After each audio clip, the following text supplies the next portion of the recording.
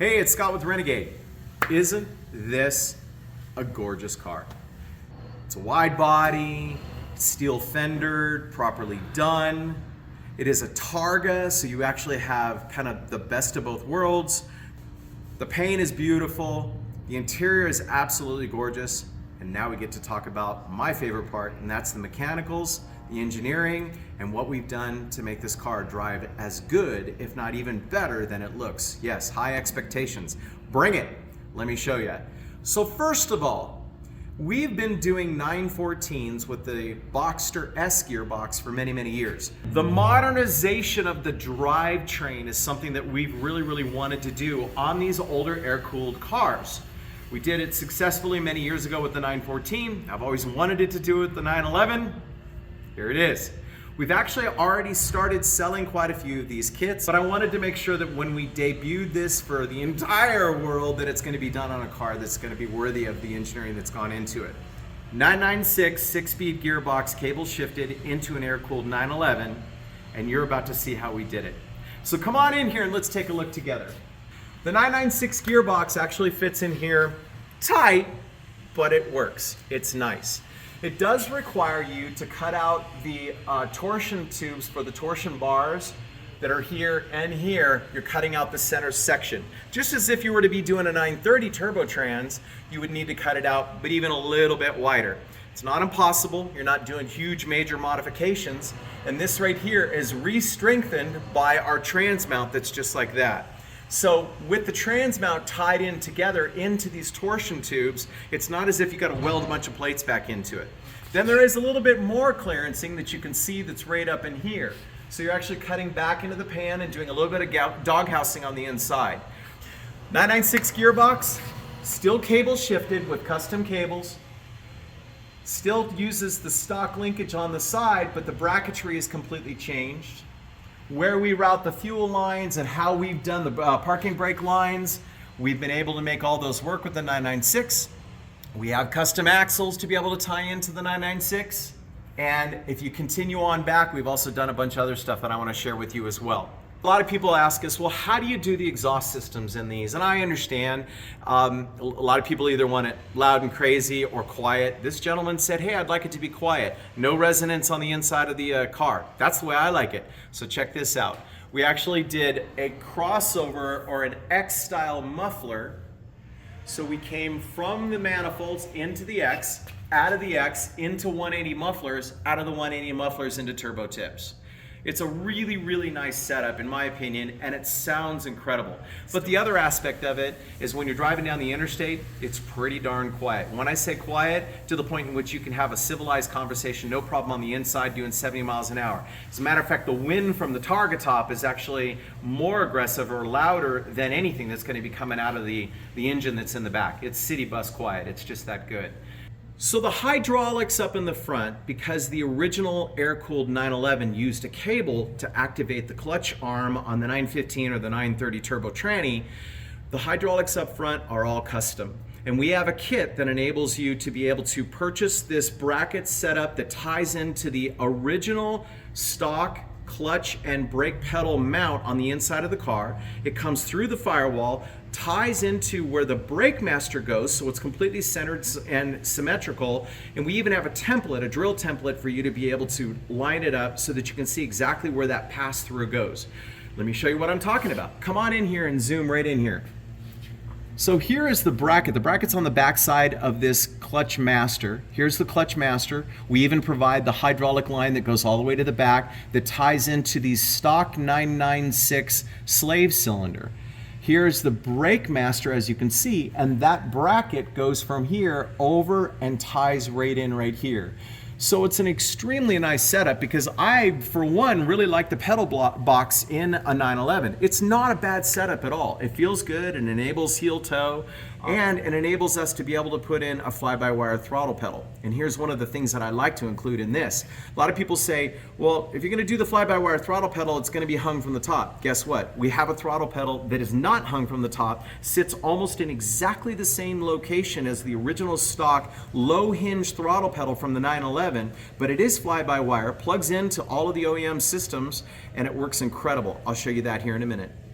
Our fuel tank, which is also custom, that works with our cooling system up in the front. So the original 911 fuel tank that sits up here in the front is no longer used. So our custom fuel tank now has something new. A lot of the air-cooled guys have been complaining for many, many, many years that they end up with oxygenation or vapor lock in their fuel tanks. I get it, not a problem at all. Well, obviously today's modern cars use an in-tank fuel pump. Guess what? Our 911 tanks and also even our 914 tanks nowadays are now using in-tank fuel pumps. And so if you're looking for a way to get around that boiling fuel issue, the oxygenation and vapor lock, we already got that figured out for you. That's why our custom fuel tanks and our cooling systems work so well on the front of these cars. Obviously the front end of this car is pretty stellar. I'm not going to pull all of this up because it's actually ready for delivery. Customer's going to be here in a few minutes. He's going to be picking up this car. We're done with it. It just doesn't get much better than this. You'll see the interior when I'm talking about that here in a second. But right underneath here is our in-tank pump. And it's a pretty outstanding setup. So please, when you see the 911 fuel tank, custom fuel tank, also consider that it takes care of your pump, it also takes care of the fitment of the cooling system, and it makes all of this self-contained up here in the front. It just drops right in. Very, very little modifications whatsoever in your chassis. All right, now comes the meat and potatoes. LS3 495, it's been dynoed. We did a little extra tuning at the end just for the cold because we are in the winter time as we're shooting this. And so the cold start characteristics are incredible. I mean, this thing just runs like a Swiss watch. And you gotta remember that these engines weigh the same weight as the original flat sixes that came out. It's not as if you're putting this big heavy lump in the back. The LS engines are all aluminum. Even this intake right here is super, super lightweight. When you look at an LS conversion, don't look at it as if you're going to be changing the dynamics of the car at all. We do increase the spring rate in the back, but it has nothing to do with weight. There's so much torque underneath the right foot that you're really burying the back end of the car quite hard. But even with that extra torque back there, we're not increasing the spring rate so much that it's causing the ride to be harsh. I'm going to show that to you here in a minute with a nice little ride around so that you get an idea. You'll be able to tell. But this LS3, we've done some extra stuff. The customer was very selective on how he wanted the engine bay to look. It's obviously been, for the most part, de-chromed. We did some extra stuff like this coolant overflow bottle. This is nice and custom. We did a cold air intake that's over on the other side, that's over there. That pulls in a nice lot of air through the exterior of the fender over on that side. It's just a really, really cool, nice setup. It's got some good headers on it, and obviously you saw the exhaust system. This is a super sweet car. Yes, we haven't finished the interior because the customer actually requested to do the last little bit with his upholsterer that's been doing such a remarkable job. And it actually gives us a good opportunity to be able to see the mechanical designs and engineering that we've done on the inside to be able to support the 996 transaxle. So we're going to take advantage of that right now. So if you want to zoom in down here, you may recognize this shifter if you're familiar with 996s. This is a stock 996 shifter, but we did put a short shift kit in it, which then closes up the pattern, but then we extended the actual shifter itself, which opens the pattern back up again. The reason why we did this is because when you're sitting here, if you're having to reach way down low in order to be able to grab the handle, that's just going to be too far to reach. I wanted the shifter handle to be at exactly the same height where it was stock. I think it's good. I actually love the feel of a 911. I love how everything kind of falls into your hand. So why change anything? Because it's been so good and it's been used for so many years, obviously. But even the throw was something that I wanted to maintain as well. For those people that are familiar with the 915 transaxles and 911s or 930s, you'll recognize that the throw is going to be about that much. And so even what you're used to, except we added the sixth gear, of course, that's the 996, what you're used to is going to be something that you'll be able to adapt to quite easily when changing over to the 996.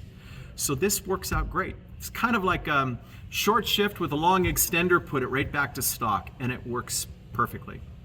This is the stock parking brake that's been elevated up with a linkage that was ingeniously built so that it ties down into the original stock cables and stock linkage down below, and then that allows the clearance of the 996 shifter right here. So all of this worked together just terrific. And then it's going to be difficult to see, but if you pan back a little bit past these incredible seats, you can actually see back in there where it's doghoused, and that's where the 996 nose of the transaxle lives.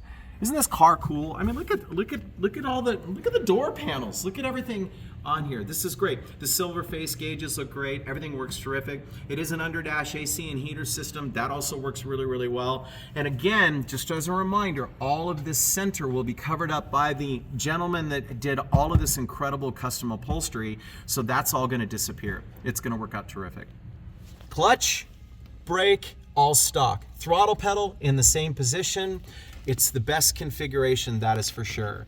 And so that is our throttle pedal. That is a fly-by-wire throttle pedal, and it speaks directly to the GM computer. And so this is a great little setup. It's really terrific for heel toe because there's a little tiny bit of an outcropping right here. So when you're hard on the brake, you can get your heel on it right down there and be able to get a nice little blip of the throttle quite easily. I'm going to show you that here in a minute because we're going to take this for a drive.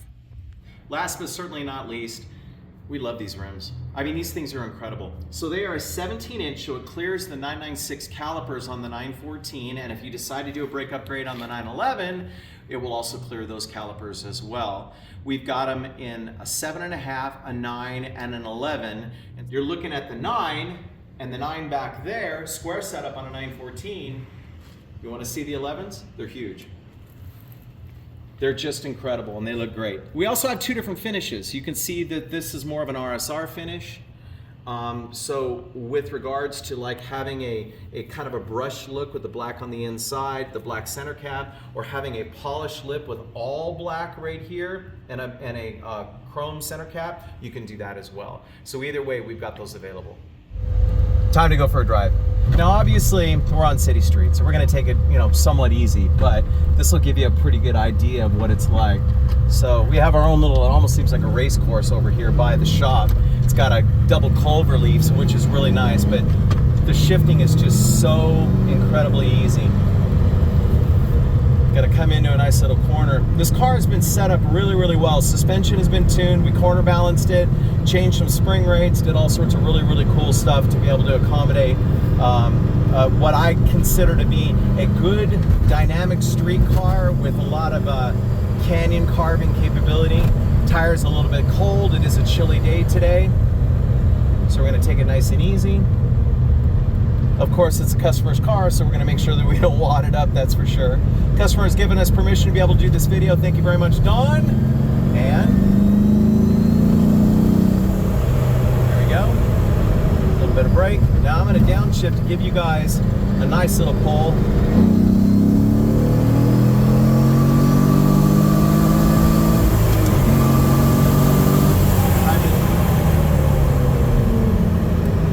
911s, the older air-cooled 911s, they didn't do that. they did not do that. I pulled from 3,000 right up to redline. Super, super smooth. Really, really nice.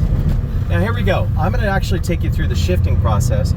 I'm going to go all the way down to first gear. And we're going to kind of bring the camera down so that you can see a little bit of it.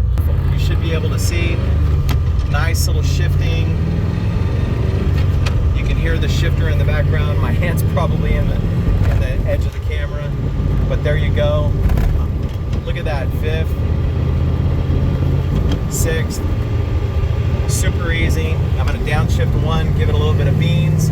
Now watch the heel toe downshift. Here we go.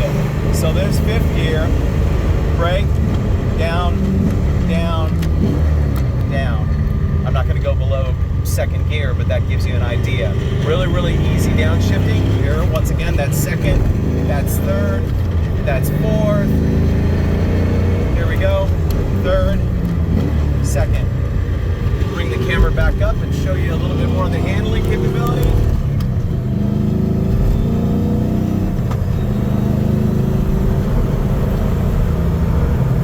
Super, super responsive. Really, really nicely done.